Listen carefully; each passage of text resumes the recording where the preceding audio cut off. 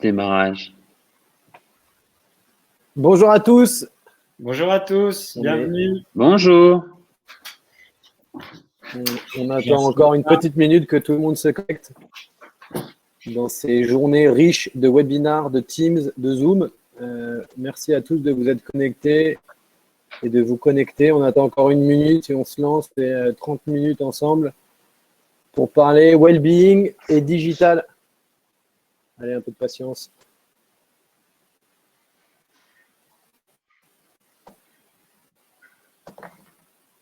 Ok.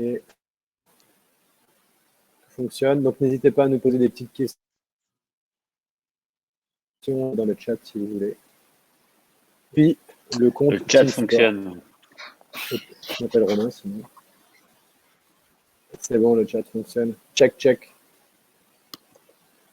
Merci à tous. La liste grandit. Merci à tous de vous connecter, de prendre ces 29 minutes avec nous. Je vous propose qu'on commence. On vous garantit une chose, enfin deux choses, c'est que vous allez apprendre. Et deuxièmement, c'est de terminer à l'heure. On est conscient des agendas de chacun. Donc, il nous reste 29 minutes ensemble. Merci beaucoup, Ludovic, de te connecter avec nous. Tous les mois, on fait un petit webinar pour parler well-being dans une sphère un peu différente. Le mois dernier, c'était pour parler du well-being dans l'immobilier. Et là, l'objectif avec toi, c'est de parler well-being dans toute la dimension digitale et sociale, tout ce que tu peux voir sur les réseaux sociaux, sur les campagnes, sur des nouveaux outils. Donc, merci beaucoup d'être là. Je te laisse te présenter 2 minutes. Merci Rome, bonjour. Je m'appelle effectivement Ludovic, nom de famille Chevalier. Je travaille chez Havas et je m'occupe de tout ce qui est stratégie de contenu sur les réseaux sociaux. Donc c'est toute une entité qui s'appelle Havas Paris Social et on fait aussi bien de l'accompagnement dirigeant que de l'étude de tendance que des stratégies de marque B2C, B2B Corp. Il y a une quarantaine de personnes, hein, je suis pas tout seul à faire ça. Et tous les jours, on en apprend plein. J'espère qu'aujourd'hui, on va réussir vous apprendre des choses, je sais pas, mais en tout cas, échanger, c'est le but, parce que il se passe plein de choses tous les jours, et surtout en cette période de confiné, où je suis moi-même d'ailleurs confiné dans un endroit qui capte pas très bien, mais là, j'ai l'impression que ça fonctionne, donc tant mieux. Merci Ludovic, on est super content d'être avec toi aujourd'hui et de partager la bonne parole sur ces sujets. On va essayer d'être très pratico-pratique et de vous parler aujourd'hui de cas concrets, de nouvelles campagnes, de réflexions des clients de Ludovic, de l'agence ou de notre côté également, sur tous ces sujets de well-being, de digital. Et comme d'habitude, on va essayer d'organiser la discussion autour de 3 grands piliers en reprenant un peu notre définition du well-being qui est en fait l'ensemble des outils, des solutions qui permettent d'optimiser sa santé mentale, sociale et physique. Et donc, on va commencer cet échange autour de la thématique santé mentale et de voir un petit peu tout ce qui se passe sur ce sujet au niveau digital, au niveau social. Ce qui est sûr, c'est que on est tous derrière nos écrans beaucoup plus qu'avant depuis une grosse année maintenant, que le cumul de la crise sanitaire et de ces dommages collatéraux avec le télétravail, ça n'a fait que augmenter le niveau de stress et d'anxiété ambiant, en particulier quand on s'intéresse à la santé mentale des collaborateurs dans leur cadre professionnel. Et donc, c'est assez intéressant de voir aujourd'hui comment est-ce qu'on peut considérer que ça soit l'avènement des applications de méditation, par exemple, pour illustrer ce vrai sujet et ces enjeux qui sont liés à la santé mentale. Si on regarde, encore une fois, souvent les marchés de nos voisins et de nos amis anglo-saxons, les 3 applications de santé mentale figurent dans le top 15 des applications fitness aux États-Unis en 2021. Et je pense à des applications type Calm, par exemple, que vous connaissez peut-être. Si on se rapproche un peu plus de notre territoire, c'est aussi intéressant de voir qu'il y a des initiatives qui étaient initialement plutôt destinées à des usages B2C qui sont en train de shifter et d'enrichir leur offre pour aller vers le B2B. je pense à deux solutions. Une qui s'appelle The Fabulous, que je vous invite à regarder, qui est en train de développer une offre pour les entreprises, pour le marché français. Même chose pour Mind, qui est une application que vous connaissez peut-être à usage personnel, qui, avec son collectif d'instructeurs, offre maintenant des programmes d'accompagnement pour les entreprises. Et on a également suivi récemment, avec beaucoup d'intérêt, le lancement de Mind Day, qui a été créé par Boris Pourreau, qui, pour rappel, est le fondateur de Sport Heroes, qui continue toujours à avoir un rôle au sein de la structure, mais qui se lance dans ce nouveau projet et qui, pour nous, est un bon reflet aussi des enjeux, des besoins qui sont liés à la santé mentale, où malheureusement, la situation est aussi le reflet de la difficulté et de la crise sanitaire. Mais il y a énormément de choses qui arrivent et il va y avoir énormément de nouveaux usages et de nouveaux services qui vont se développer via des plateformes ou des applications, que ça soit dans l'entreprise ou dans nos sphères personnelles. Merci. Ouais. Et pour réagir un peu là-dessus, Greg, je pense que les frontières vie pro, vie perso deviennent de plus en plus fines. Donc, on a des nouvelles attentes dans nos vies professionnelles sur ce qu'on vit dans nos vies personnelles. Et je me suis amusé à regarder, et on vous enverra une petite note après notre discussion, dans Google Trends, l'évolution assez dingue des recherches sur tous les sujets santé mentale, mental health, et toute la corrélation entre l'anxiété, la recherche du mot anxiété, coronavirus et santé mentale. Donc tout est très lié, ce sujet devient explosif. On le voit de plus en plus dans la presse. On voyait très peu des sujets dans la presse sur ce sujet-là. Je vous laisse taper sur lefigaro.fr le mot santé mentale, il n'y a que ça. Et surtout, on voit des annonceurs commencer à se pencher sur ce sujet.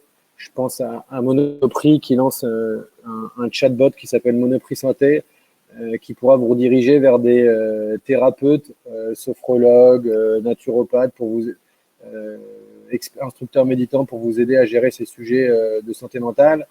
Il y a Google qui a lancé un service que je vous encourage à aller regarder qui s'appelle health.google.fr, sur lequel vous pouvez faire un self-assessment de votre santé mentale pour savoir comment vous vous sentez.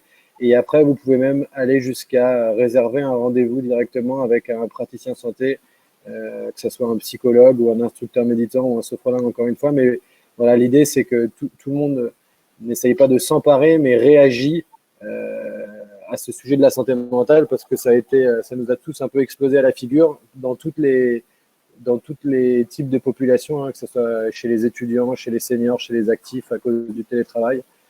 Donc gros sujet santé mentale. Regardez dans Google Trends, grosse corrélation, et puis on vous mettra les liens dans la petite note vers ces nouveaux sujets que lancent les annonceurs. Et ça me fait penser vraiment des réseaux sociaux. Ouais, vas-y Greg. Pardonnant, ça me fait penser aussi, on regardait ce que font les compagnies d'assurance ou vos mutuelles qui ont mis en place un certain nombre de hotlines dédiées justement à nos santé mentales, que ce soit des services gratuits ou pas. Mais c'est intéressant de voir que voilà, ça se déroule sur l'ensemble de la chaîne et au travers de différents acteurs du marché et de notre quotidien. Ce qui est dingue, c'est que on voit justement toutes ces requêtes sur Google, coronavirus, dépression, anxiété, etc., etc. On se rend compte que quand on va un peu creuser sur d'autres plateformes, typiquement Pinterest, où Pinterest est quand même une plateforme qui est en général un peu plus dédiée à la déco et à la recherche de couleurs pour décorer nos intérieurs ou faire du jardinage, on se rend compte qu'aujourd'hui, ce fameux réussir sa vie devient un peu sur Pinterest dans les requêtes du réussir sa nuit. Parce qu'effectivement, confiné, anxieux, télétravail, etc., nous amène à nous poser, déjà à passer des mauvaises nuits et du coup à nous poser ce genre de questions. Et du coup, ce que je trouve moi assez fou grâce au social, c'est que beaucoup de personnes, et ça c'est Pinterest qui le dit, montrent qu'il y a de plus en plus de requêtes. Donc 90% des recherches en plus par rapport à 2019 sont sur, par exemple, exercices à faire avant d'aller au lit, ou yoga pour dormir ou affirmation avant d'aller dormir. Donc typiquement, quand on clique sur ce genre de choses sur Pinterest, on va trouver des DIY, donc des tutos pour comment faire les bons étirements pour passer une bonne nuit, ou des citations et des méthodes de relaxation, tout ce genre de choses. Donc c'est assez rigolo parce que on se rend compte que dans cette période qu'on vit, le bien-être et là encore plus le réussir sa nuit, c'est un vrai fact de Pinterest, prend une proportion beaucoup plus importante que d'habitude. Et donc le social peut nous aider justement à trouver très facilement et simplement des DIY pour essayer de mieux réussir sa nuit. Ce qui fait penser aussi que… Vas-y, Ludo. Ce qui fait penser aussi, c'est que typiquement, quand on va sur des plateformes comme des Spotify ou des Deezer, en fait, on voit aussi une recrudescence de playlists un peu dédiées au bien-être, dédiées à cette musique un peu plus zen, pour essayer de nous retrouver un peu plus parce que anxiété, comme le disait Google.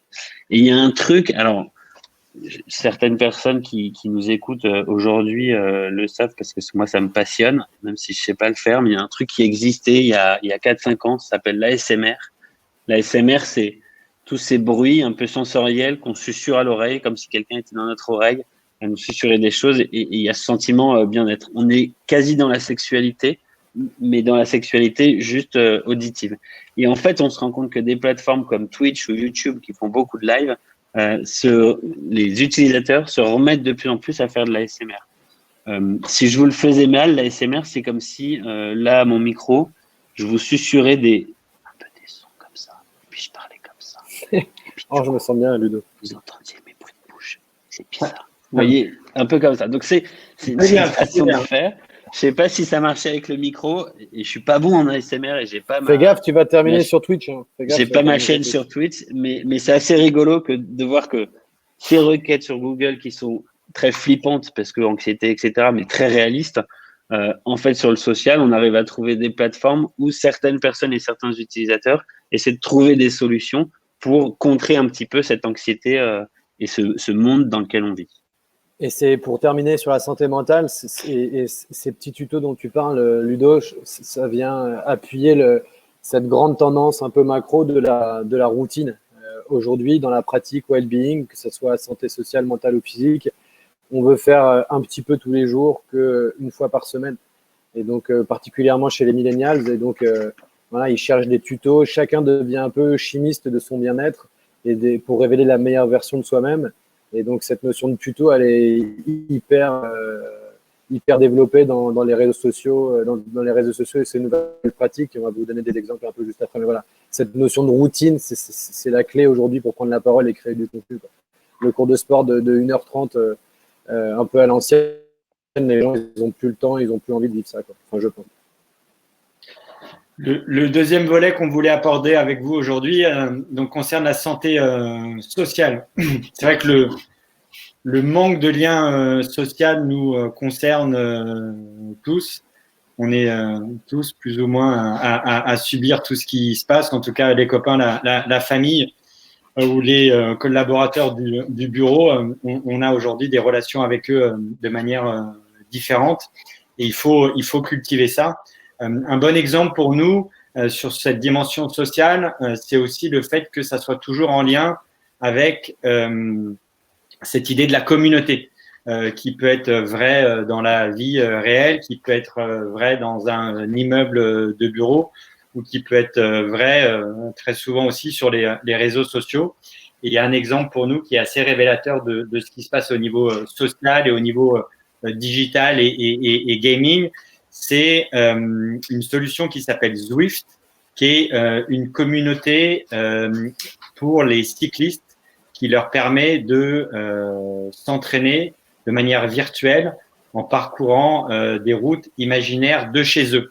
Et là encore, comme on en parlait pour la santé mentale, on le voit pour le travail, mais voilà, le chez nous, notre chez soi est devenu un terrain de jeu complètement nouveau. Et c'est assez incroyable de voir, alors c'est un marché un peu niche, mais le fondateur de Zwift, qui a levé d'ailleurs 450 millions de dollars l'année dernière pendant le confinement, estime qu'il y a un potentiel de plus de 100 millions d'utilisateurs et il souhaite adresser à tous ces cyclistes qui sont de plus en plus nombreux parce que ça vient aussi un peu en parallèle de ce sujet sur la mobilité et c'est une alternative à la salle de sport qui dans la plupart des cas, on y reviendra tout à l'heure, et dans beaucoup de pays ont été les salles ont été fermées. Voilà, Zwift aujourd'hui, c'est à peu près 3 millions d'utilisateurs dans le monde entier qui, chez eux, s'entraînent en intégrant, en rentrant dans une communauté virtuelle pour partager des moments autour d'une discipline. Et c'est assez intéressant de voir d'ailleurs dans toute encore une fois, la chaîne de valeur et de distribution qu'il y a eu des ruptures de stock dans le retail énormes sur tout ce qui peut être appareil type home trainer dont on a besoin pour utiliser une solution comme Zwift et puis toute la partie tous ces accessoires, que ce soit chez Decathlon ou l'ensemble des grands sites de e-commerce en France et à l'étranger. Il y avait vraiment des problèmes d'approvisionnement tellement la demande dans le monde était importante sur ce type de matériel. Pour faire le lien avec Ludo et le e-sport, il y a beaucoup de sportifs professionnels qui se retrouvent sur Zwift, des cyclistes professionnels. Romain Bardet, par exemple, il organise des sessions avec sa communauté. Et donc, ça permet à des champions de s'entraîner avec leur communauté. C'est ce que tu as vu un peu dans la campagne e-sport que tu as regardé, toi, ou que tu as monté, Ludo, non ? C'est ce qu'on voit un peu. Alors, moi, je n'ai pas été du tout élevé dans le gaming, donc je ne suis pas un pro du gaming. J'ai plutôt été élevé à aller faire du vélo dehors ou aller courir. Parce que le gaming, c'était un peu l'endroit où l'adolescent ou l'enfant se retrouvait tout seul face à sa télé dans son coin et du coup, pas du tout social. Et ce qui est assez hallucinant, alors c'est certaines expériences gaming où on se rend compte que le gaming peut être un facilitateur de dons pour des grandes causes et peut aussi, depuis un an, on se rend compte qu'il resserre en fait ce lien social et c'est ce dont on se parle là. Typiquement, alors j'ai quelques stats, ça fait toujours bien d'avoir des stats. 52% des joueurs en ligne affirment que cela leur a permis de créer du lien social pendant le confinement et 1 joueur sur 3 affirme que le jeu vidéo lui a permis de garder le contact avec sa famille et ses amis. Ce qui est assez dingue à une époque où avant, les parents étaient un peu moins chauds pour laisser ses enfants jouer. Et là, en fait, le jeu, le streaming permet justement d'accélérer ça. Et tant mieux. Typiquement, on se rend compte que les jeux vidéo, pendant ce confinement, mais du coup, donc là, cette année, a quasi doublé dans la population des 60 ans et plus, a quasi doublé en termes de pratique. Donc, ce qui est hallucinant, parce que avant, c'était une target, enfin des plateformes où on targetait souvent les jeunes. Et en fait, on se rend compte que maintenant, on va pouvoir targeter une part de la population beaucoup plus importante en termes de tranche d'âge. Donc, moi, c'est ce que je trouve assez intéressant sur le gaming. Et typiquement, pendant le confinement, pour vous donner un exemple, nous, un de nos clients, c'est Alpine. Donc, Alpine Sport, les voitures. Et donc, on travaille avec des pilotes professionnels. Et forcément, pendant le confinement, alors j'imagine que vous avez tous à peu près vu ou alors allez le voir parce que c'est assez intéressant comme fiction Formula One, fiction docu. Et en fait, on se rend compte qu'à un moment, tous les pilotes se sont retrouvés chez eux, un peu comme on parlait de Bardet tout à l'heure.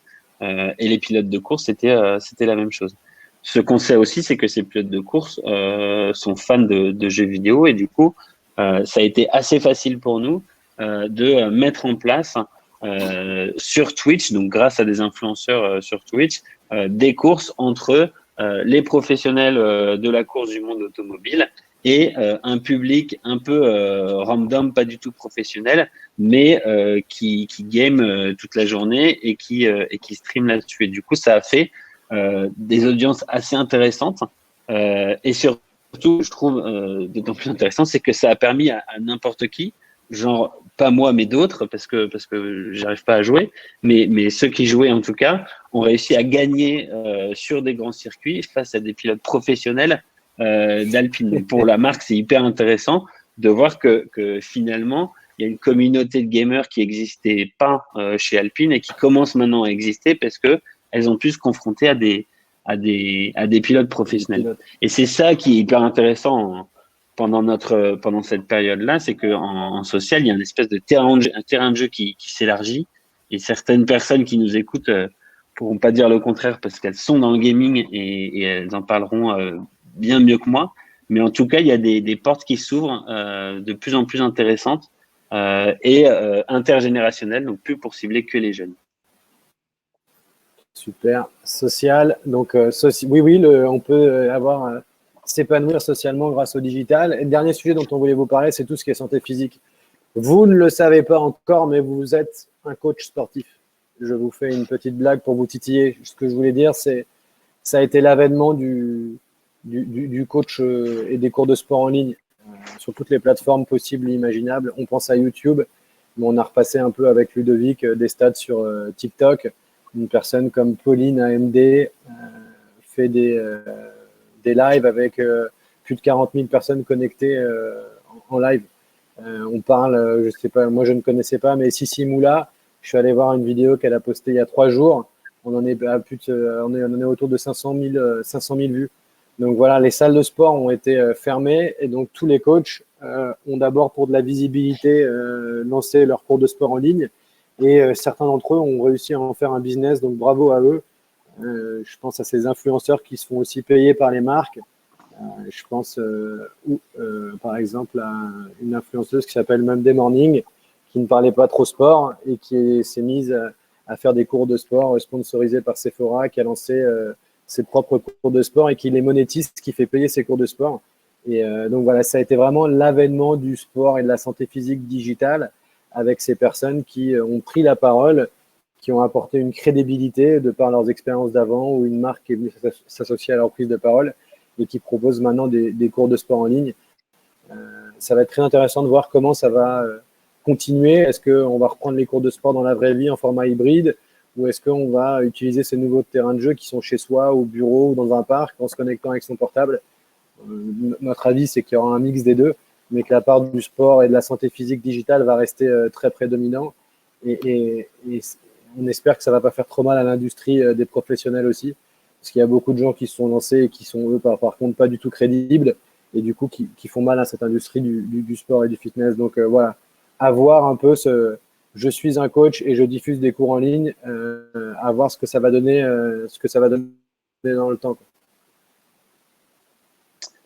Et moi, j'avais une dernière anecdote juste par rapport à… On a un peu de temps? Ouais.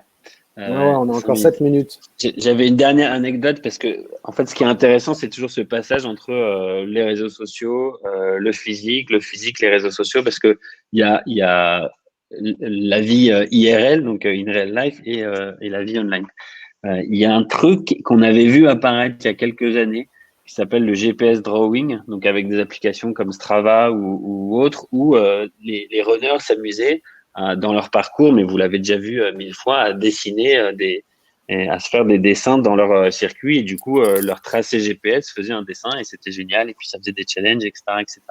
Nous, en tant que communicants, on l'a proposé à certains clients pour qui il y avait cette légitimité de dessiner des choses en courant et de faire ce lien avec le sport.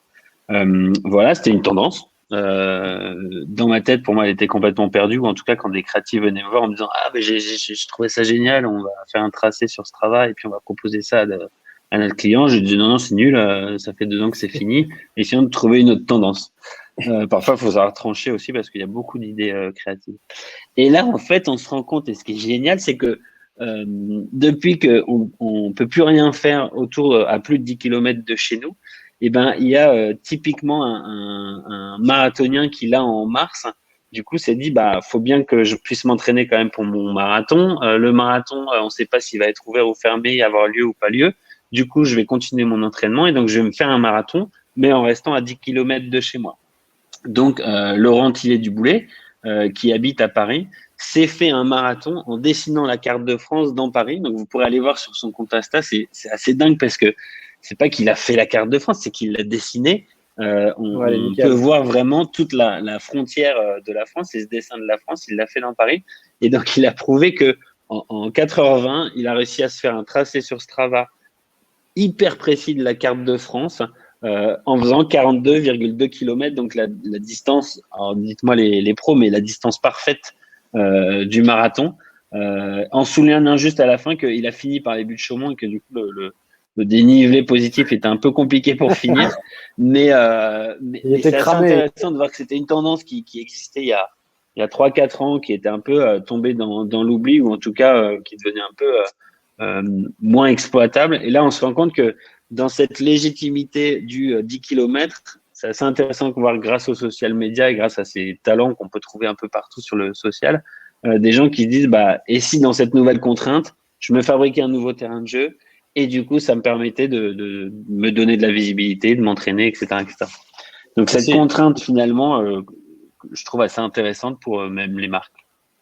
C'est d'ailleurs parce que effectivement des marques ou des organisations, je pense à ASO, tu parlais de marathon, le marathon de Paris devait avoir lieu ces jours-ci, et du coup les événements sportifs étant interdits, ils ont créé une semaine qui s'appelle la semaine des Green Runners, et du coup c'est toute une communauté de runners qui partagent une passion pour la même discipline, qui sont invités à continuer à courir et à réaliser des distances type marathon ou plus courtes dans des espaces-temps donnés, et en mettant également une dimension souvent environnementale pour ramasser des déchets. Et puis, on associe ce qu'on fait réellement comme pratique sportive en extérieur à une communauté, encore une fois, que ce soit Strava ou d'autres plateformes. Bah, ça permet de gamifier, de challenger et de pouvoir classer aussi l'ensemble des participants pour avoir des objectifs qui sont différents que de terminer dans les 10 000 ou les 1000 premiers le jour d'une course réelle. Je lève la main. C'est vrai que le running, ça a quand même souvent été un sport digital. Hein. Enfin, ça fait 5-6 ans avec Running Heroes et beaucoup d'acteurs Strava qui sont arrivés là-dessus.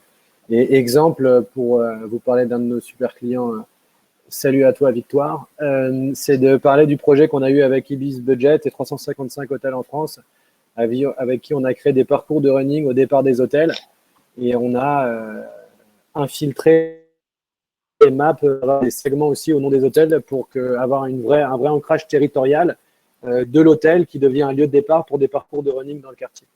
Donc voilà, le digital, le running, ça vous permet aussi, en termes de prise de parole, de vous inscrire dans le quartier. Et voilà, Strava, les parcours de running Strava, c'est d'une facilité maintenant assez déconcertante. Enfin, ça devient de plus en plus facile à faire. Toujours un petit process de check à faire, que vous soyez sûr de ne pas amener un de vos clients sur une aire d'autoroute ou traverser le périph'. Mais maintenant, ça devient de plus en plus facile à faire. Donc, salut Théo aussi, de chez Strava. Merci pour ton aide. Et donc, voilà, le running, ça l'est de plus en plus. Ça grossit, mais n'hésitez pas à penser ancrage territorial, running, parce que c'est un sujet très digital. Il nous reste 2 minutos. Je ne sais pas si vous avez des questions à nous poser. On vous l'avait dit en intro, on est très conscient de vos agendas. Donc, on ne va pas dépasser. D'ancrage digital, mais il y a évidemment un sujet, surtout sur cette dimension physique, qui sont les JO de Paris en 2024, où on sait que dès que ceux de Tokyo seront passés, tous les partenaires, annonceurs, plus ou moins officiels d'ailleurs, vont massivement prendre la parole. Et donc, on va voir sur l'ensemble de nos usages et des différents canaux de communication, sûrement un gros push sur cette dimension santé physique, mais également en mettant en avant les bienfaits du partage, des effets positifs pour la santé, donc pour le mental aussi, et puis la dimension sociale. Donc, il va y avoir, je pense, un vecteur et en ligne de mire ce Paris 2024 qui va être un élan assez positif et fort pour un certain nombre de démarches et d'initiatives sur tous ces sujets. Ouais, toutes ces marques et annonceurs vont devoir travailler leur réputation sociale pour Paris 2024, qui devait être sociale dans les deux sens du terme, du coup, qui va être hyper importante dans ces prochains Jeux Olympiques. Nous, on commence à le travailler déjà avec certaines très grosses marques internationales de boissons gazeuses. D'accord. On ne dit pas la couleur de l'eau, la couleur de l'étiquette, pardon. Bon, on vous remercie de votre participation pour ces 30 minutes dans votre journée chargée. On vous souhaite une très bonne journée. Prenez bien soin de vous et on vous enverra une petite note avec tous les éléments dont on a discuté. Merci encore, Ludo, de nous avoir rejoints pour cette discussion. Merci à jeudi vous. matin. Merci Voilà. Ludo. 30 minutes, c'est court, Merci mais Ludo, merci merci beaucoup. à tous. Prenez soin Bonne de journée vous. à tous. Prenez soin de vous. Bye bye. Bonne journée. Au revoir.